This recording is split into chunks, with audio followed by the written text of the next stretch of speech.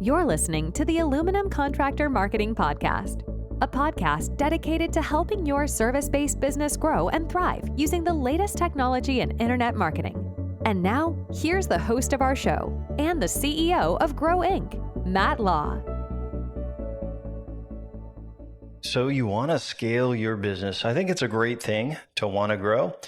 And in our last episode, we talked all about the right people on your team. And we started talking about that person that answers the phone and that they are the front-facing person of your business. And they got to be kind and polite, and they got to be able to get people scheduled. We talked about your sales guy, how they have to be someone that people know, like, and trust, and that they are the ones that are going to help you drive revenues. And then that last team, that is going to be your contractors and installers. Maybe they're employees, maybe they're contractors, but they're the ones that are actually doing the work, and they got to do a good job for your company to grow. And I hear this all the time.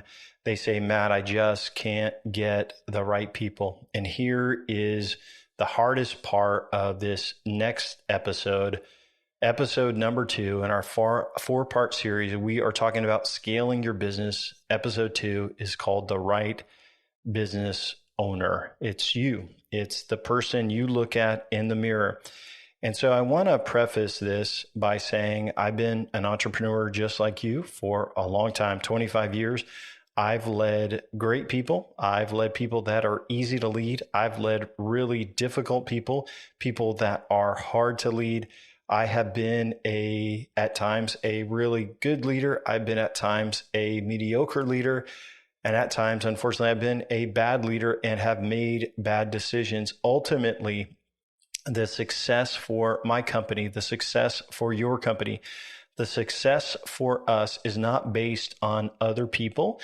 It is based on us. And we have to take 100% control and accountability for our leadership and our ability to find and nurture and bring on the right people. And so if you say, Matt, it's the reason we're not winning, it's because of my team. Well, you are kind of in charge of your team. And if you aren't the right leader, you aren't going to get the right people. And so again, we're glad you're here. We're excited to talk about scaling your business, but I want to be very transparent. I want to be very honest and almost brutally honest with you about some of the things I see in entrepreneurs that keep them from winning because they are simply not being great leaders. So let's jump into our training. I want to start off by telling you a quick story. A while back, we did some work for a contractor, and I was actually pretty surprised at how high their revenues were because he told me there were no employees. And I'm thinking, well, there's probably some virtual agents out there, or there is somebody else doing something. But no, actually there were 0 employees. The person answered the phone. He went to the appointments. He managed the projects, and he just basically worked his tail off. And I was like, man, I'm surprised that they could grow to this number on their own, because I have companies that I've worked with smaller revenues that have 4 or 5 people. And so he's doing pretty good. And it didn't take us too long to figure out why there were no employees. And I'll try to say this nicely. He was a very demanding business owner. And what I realized is that he did not extend trust to people, to anyone really. And so within the first couple of months of working for him, we caught multiple things that lacked integrity. And I don't want to go into all of the details, but a lot of times when people lack integrity, when they lack integrity personally, they will be suspicious of other people and not show trust. So in other words, when a business owner lacks character or lacks integrity, he will be suspicious of others. But the biggest issue is people won't follow them. And if nobody will follow you, right, and no one likes you, no one cares about you, then you are going to have to do all of the work yourself, and you're going to have to work alone. John Maxwell calls this the law of the lid, as you are the lid of your organization, of your business. So the lid becomes you as the business owner. Now, yes, you are supposed to be a good boss that keeps people accountable, but being a good boss and a good person means showing kindness and mutual respect for your employees and your team members. And so today, as we dig in, I'm going to talk to you about 4 character traits that I see with successful entrepreneurs that are able to scale their business. And listen, none of us are perfect in any area. We all have issues. We all make mistakes. And so this isn't about perfection. This is about, hey, are you falling into some of these traps? And I'm going to kind of give you some examples as we go through. So quality number 1 is focus. Number 1 quality I see in successful entrepreneurs that are able to scale their service business is they have ability to focus. And this is what I like to say. If everything is important, then nothing is. If everything we are doing is important, then nothing is. And here's what I know. Many of you listening to our podcast today, you have a touch of attention deficit disorder.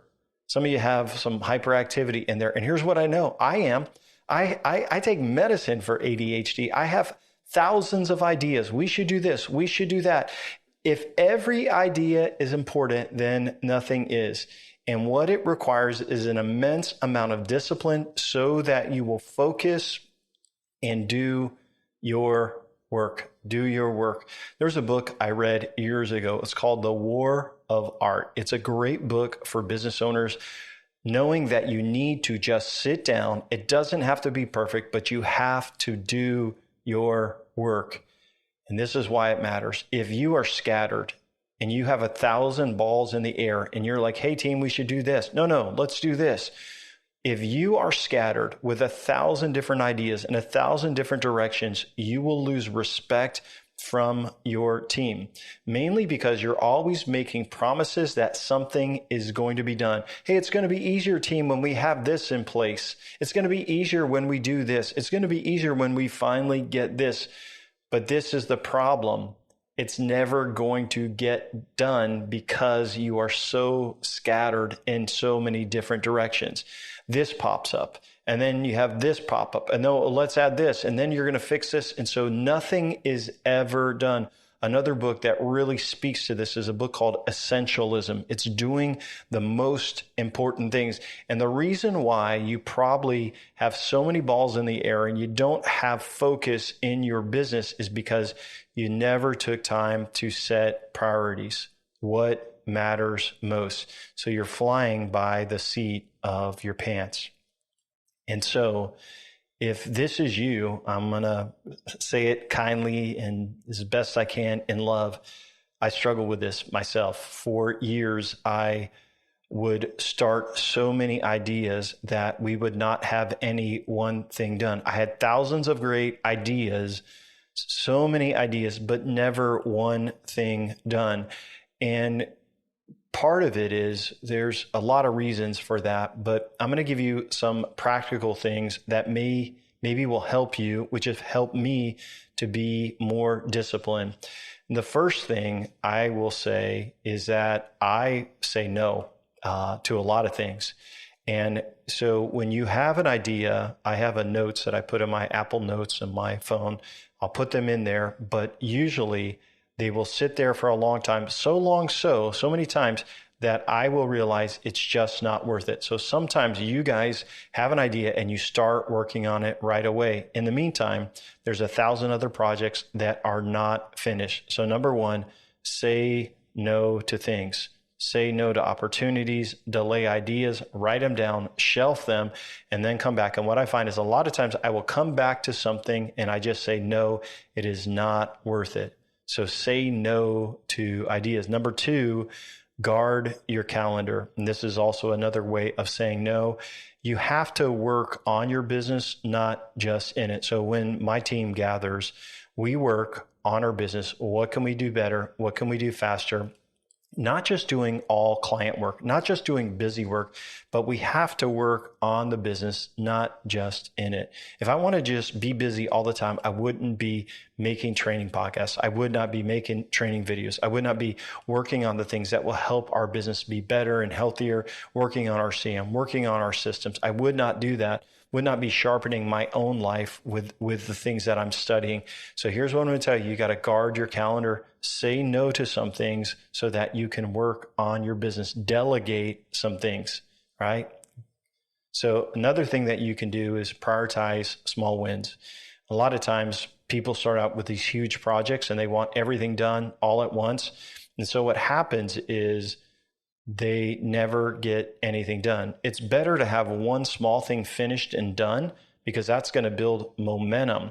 But if you have to have everything done at the same time, everything complete, everything just perfect, it will never get done because the enemy to done is perfection.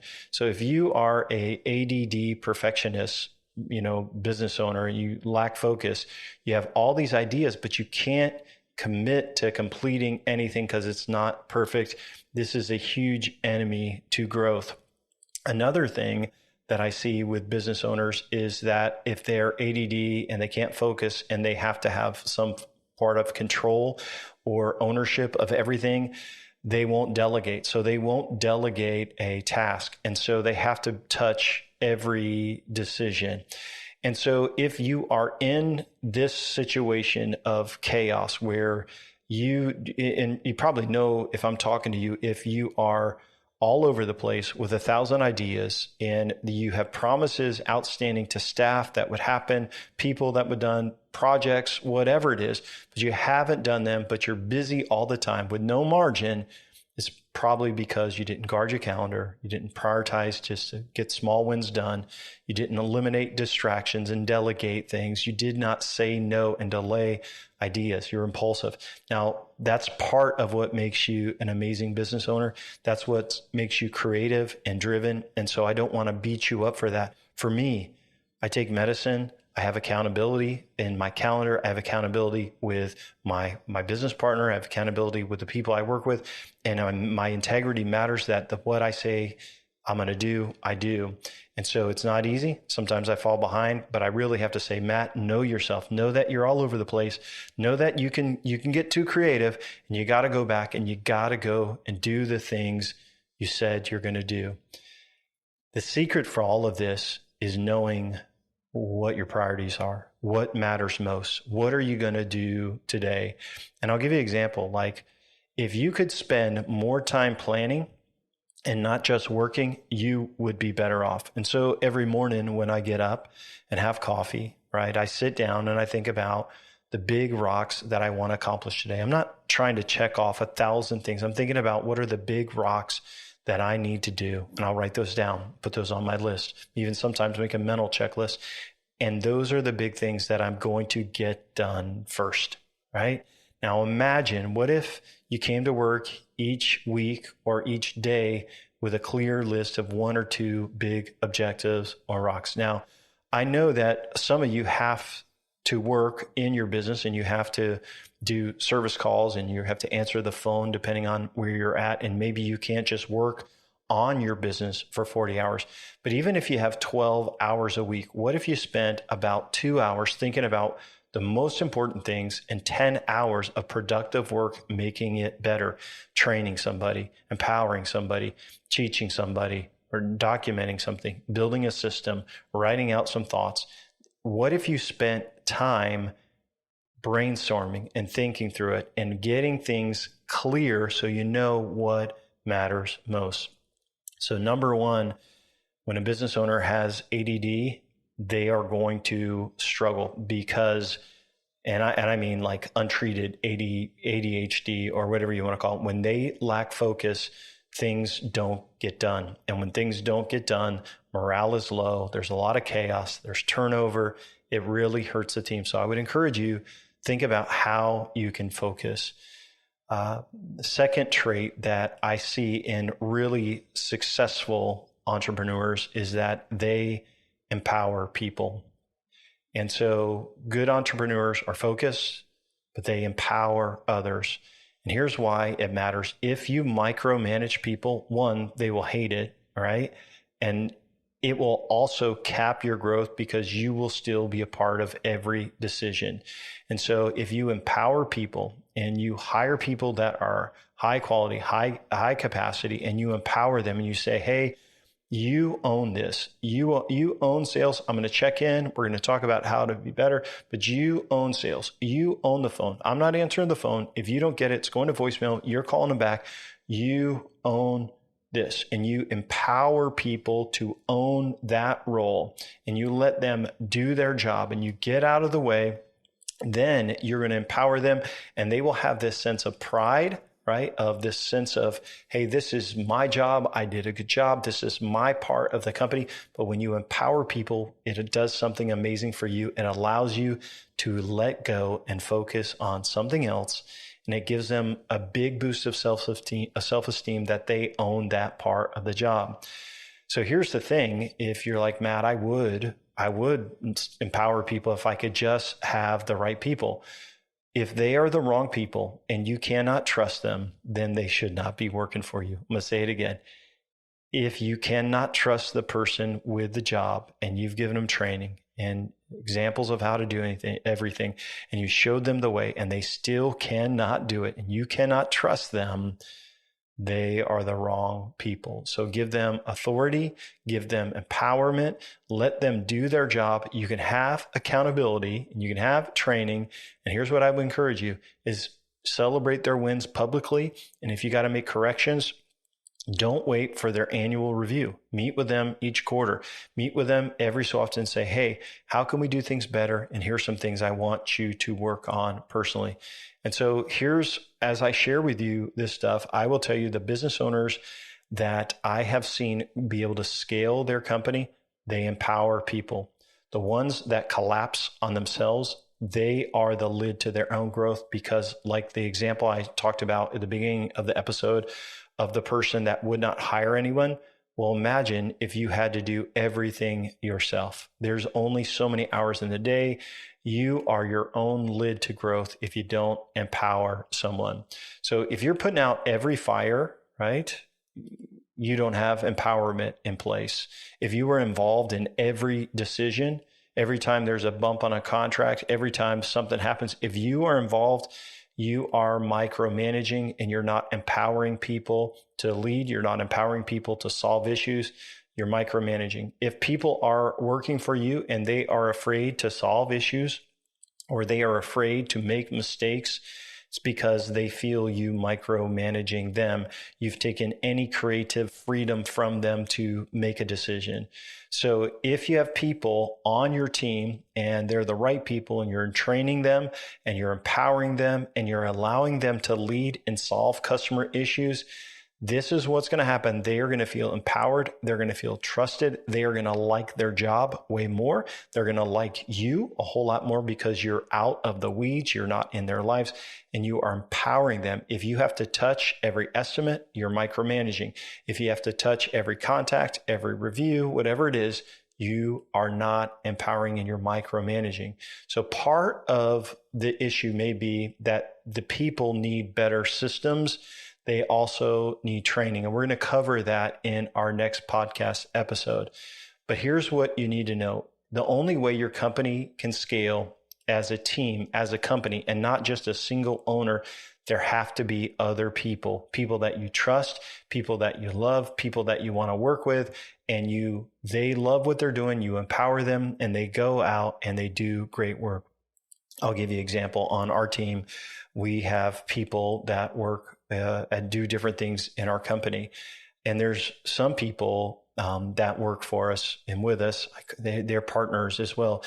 They are so gifted at certain areas. And so I think about like Jeff is so gifted at video, creativity, fast stuff, and he just gets it. He just sees it.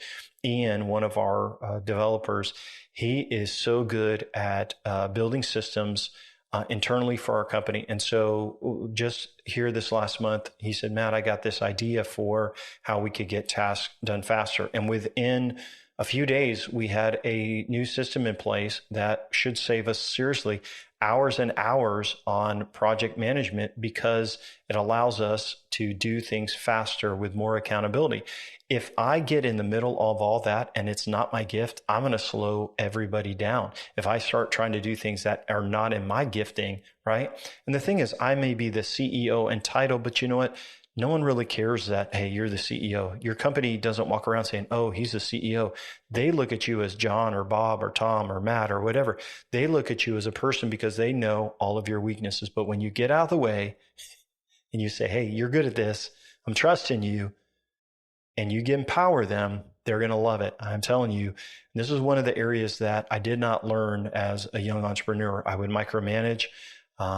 I would not give people enough freedom to make mistakes, and I would not allow them to just own a segment of the business. I'm going to tell you, it's the greatest thing, though, when you can let go and say, hey, I've got the right people, and I'm going to let go. I just trust them. And if you don't, then you got to go fire them, which is a hard thing. And when that brings us to the next point, which is making tough calls. Making tough calls is being part of a business owner, and growth often requires pruning. And if you believe that healthy things grow, then you should want your business to be healthy. Actually, the number one goal for your business, it shouldn't be growth. It should be making it healthy. The number one thing for your business to scale should not be just growth. It should be health, because out of the health will be stable, consistent, reliable growth that is manageable. And you're like, hey, I want to double overnight. Well, if you doubled overnight and your volume, you would probably crash and burn because you don't have the people, the infrastructure, the systems, or the things in place that would allow it to be sustainable.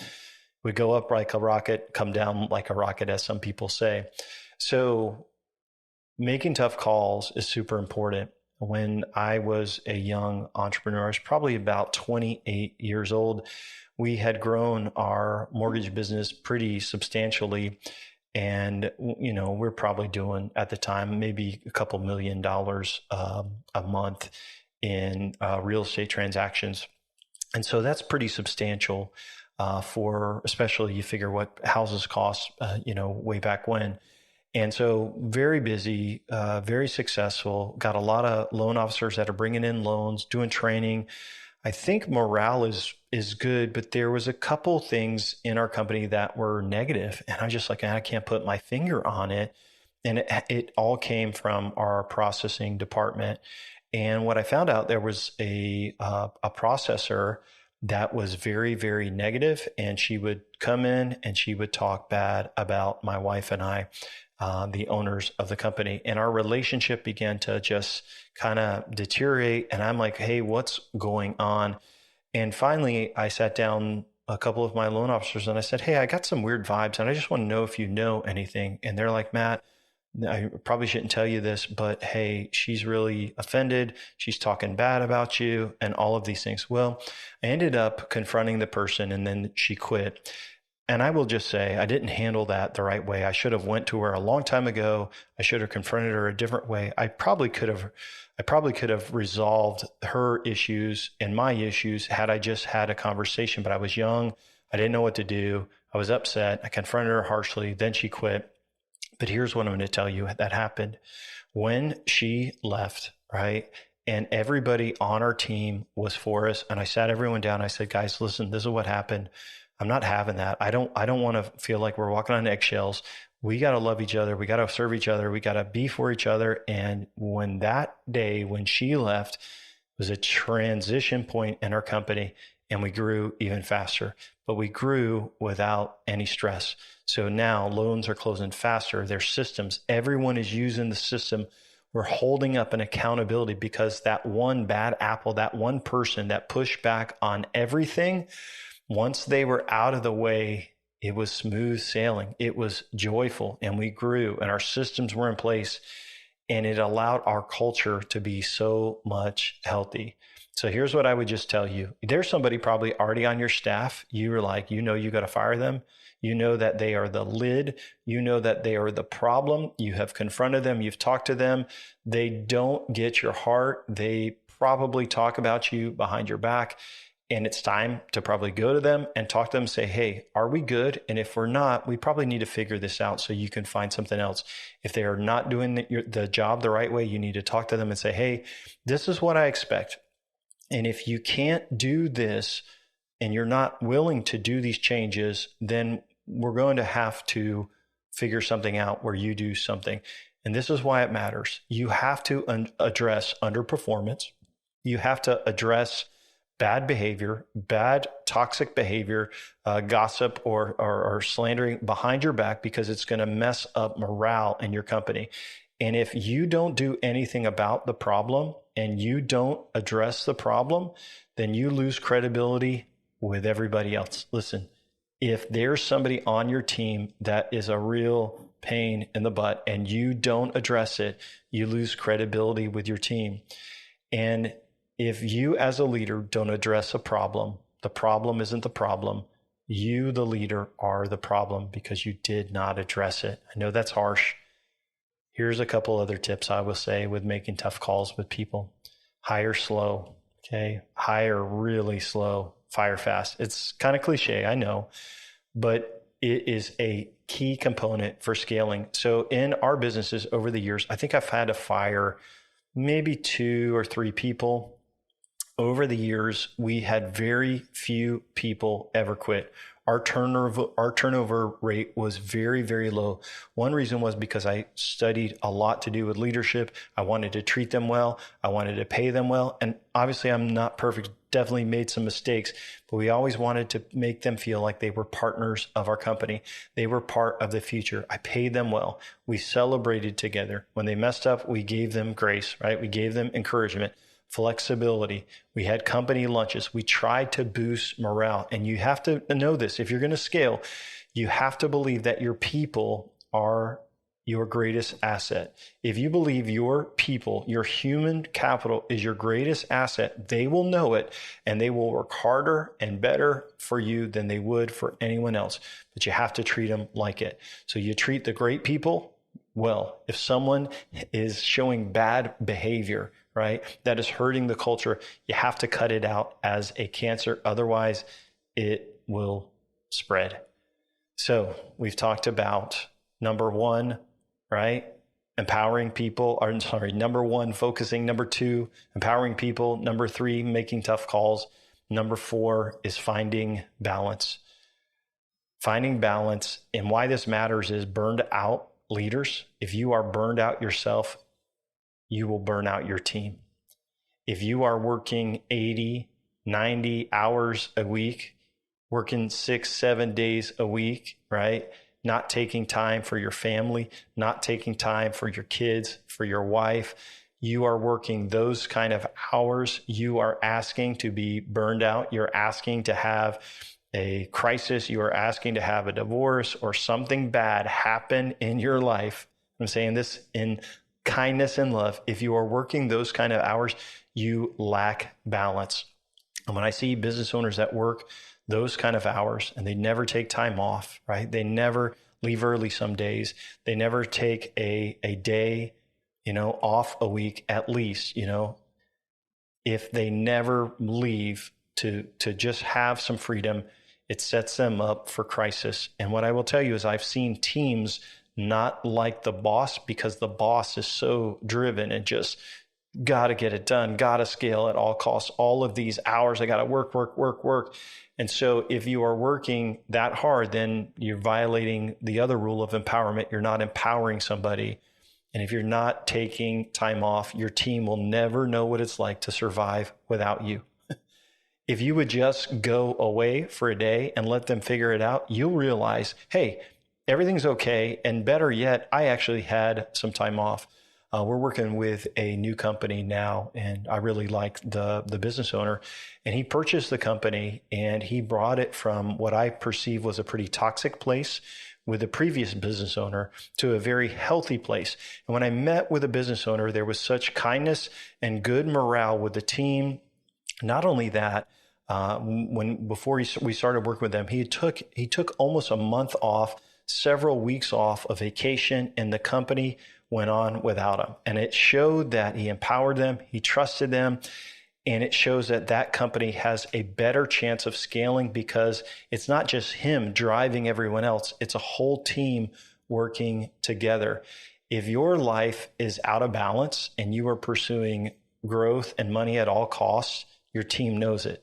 If they feel that they are just a number and you don't care about them, you only care about scaling at all costs, they won't stay committed to your business because they care more about work than just money. Money is part of it, right? It does matter.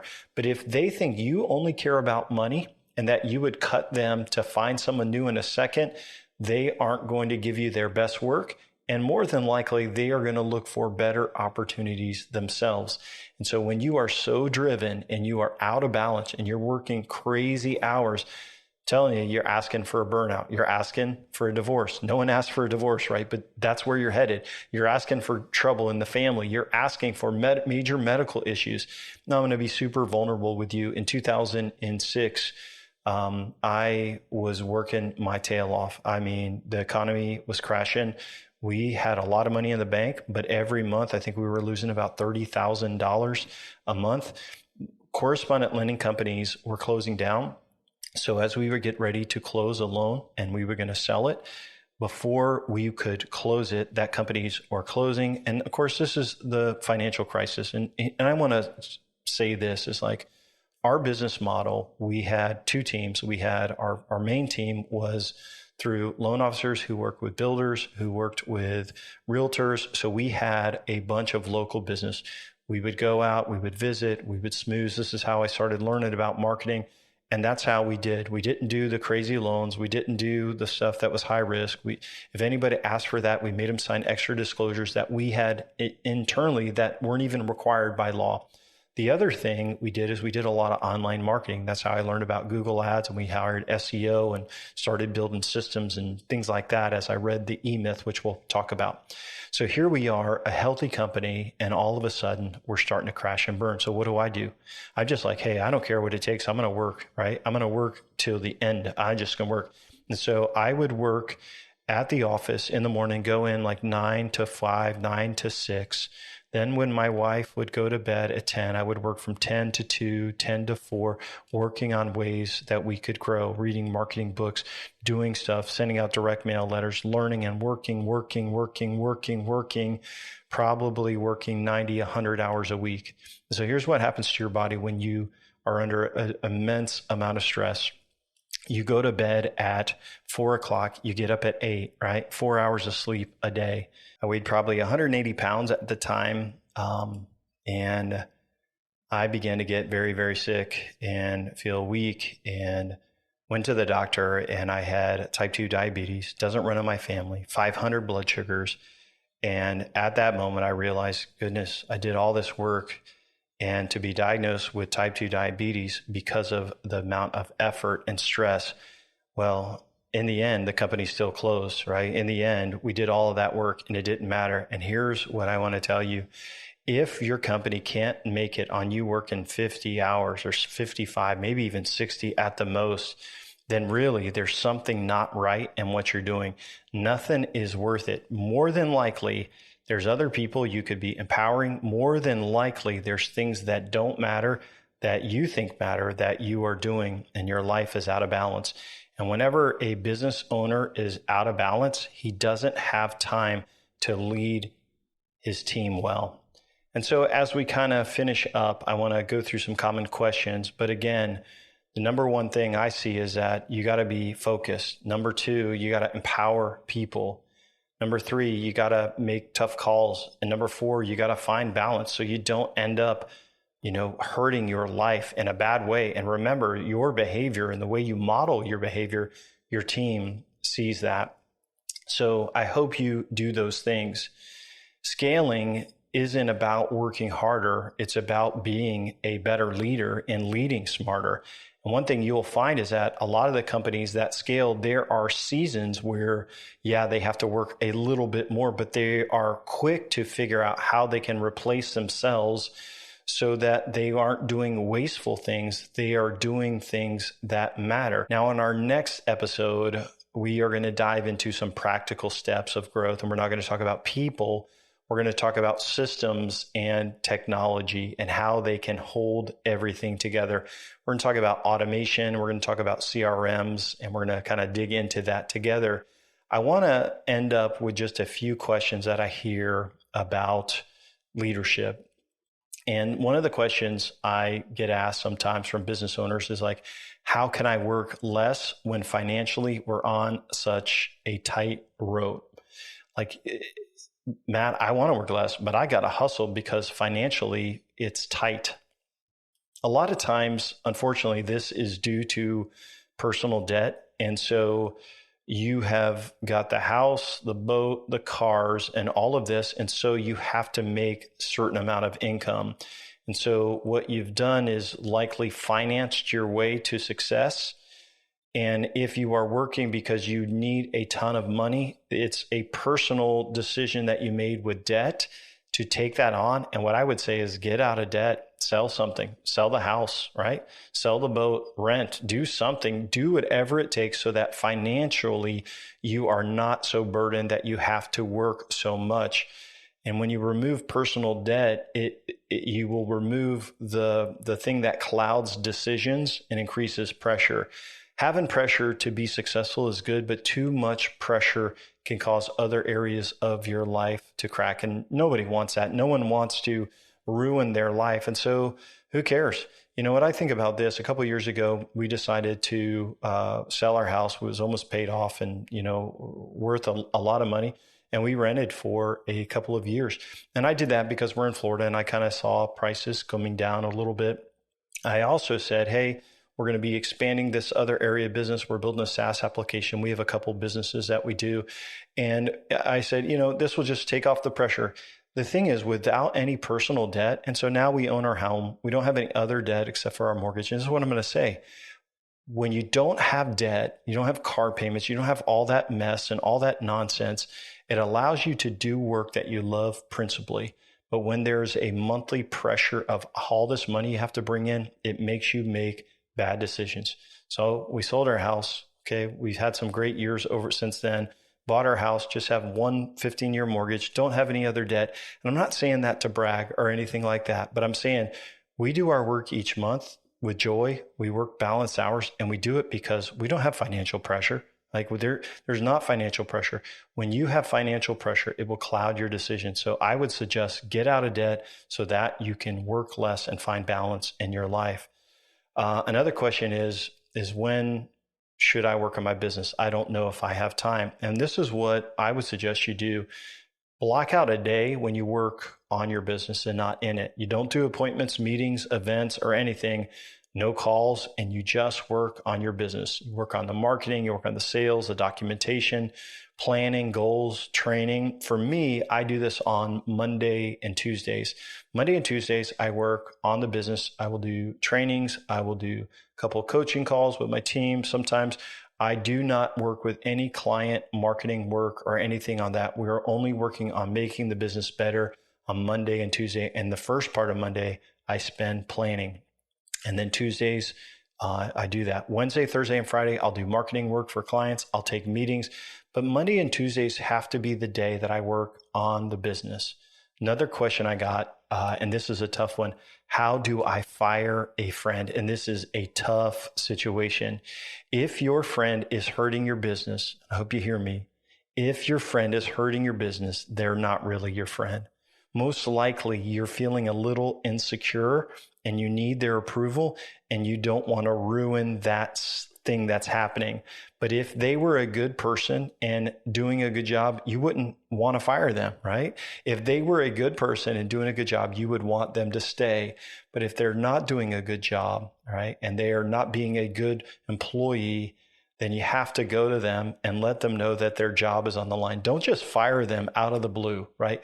Tell them, say, hey, I thought we were friends, but here's the thing that I see. This is my company and it has to go well.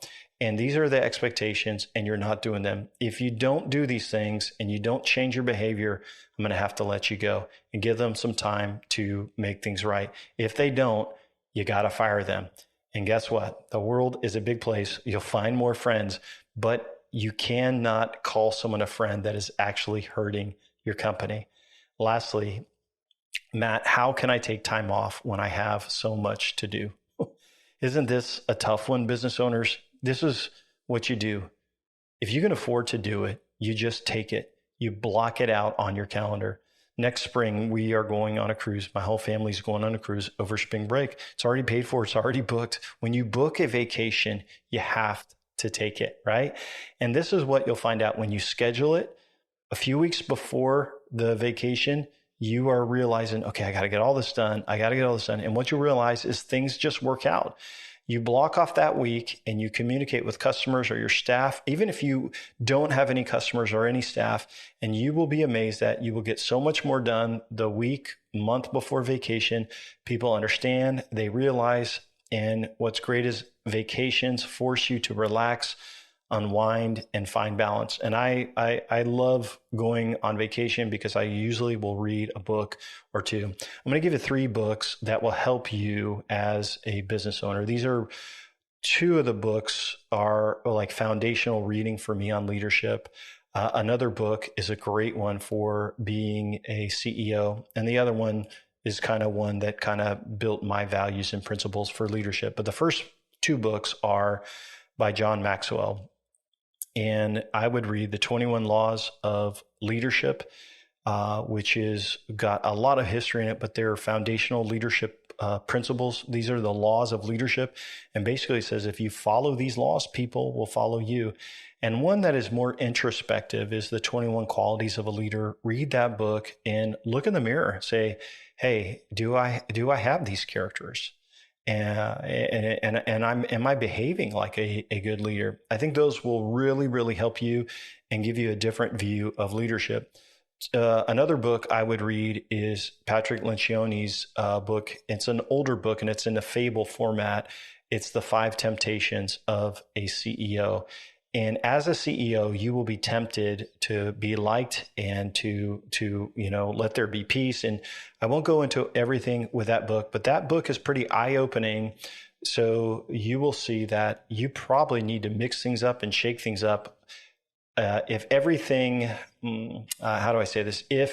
you're worried all the time about what people think, you're probably falling for the temptations of a CEO.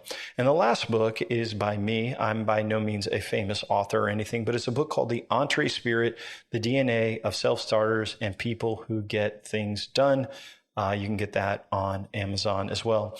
That book is about my journey about how we hire. And so we only hire entrepreneurs.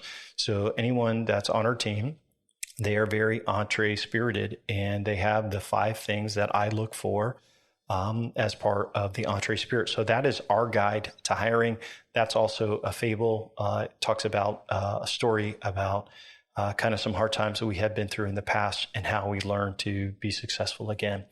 So that's it for today's episode. I want to thank you for listening. Remember, we got 2 more in this series. We're going to be talking about systems and building infrastructure for your company to support it and support the growth. And then we're going to talk about marketing. I'm going to go and do a deep dive into everything that a scaling company does for their marketing. Thank you so much for listening, and I hope you have an amazing day. Thanks for listening to the podcast today. We hope you found today's episode helpful and informative. For more information about Grow Inc. and to request our free marketing blueprint ebook and other resources, please visit www.grow.inc. That's GRO.inc. We'll catch you in the next episode.